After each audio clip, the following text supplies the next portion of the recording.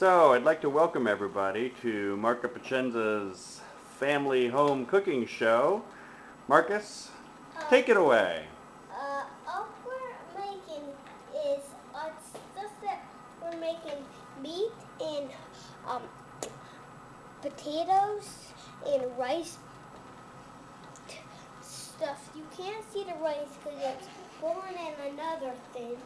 It's boiling in that because it's boiling in that, and we also put some other stuff in that thing, and we are going to do it.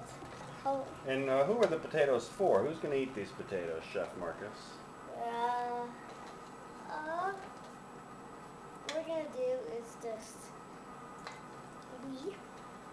and all we have to do now is just, in a few minutes, we're going to take this stuff out, and then we'll mix it up a little more, and then we'll mix it up, then we'll start mixing and put some salt and What else do you put on mashed potatoes? salt and salt and pepper and garlic. Okay, you want to say bye to the viewers? Bye.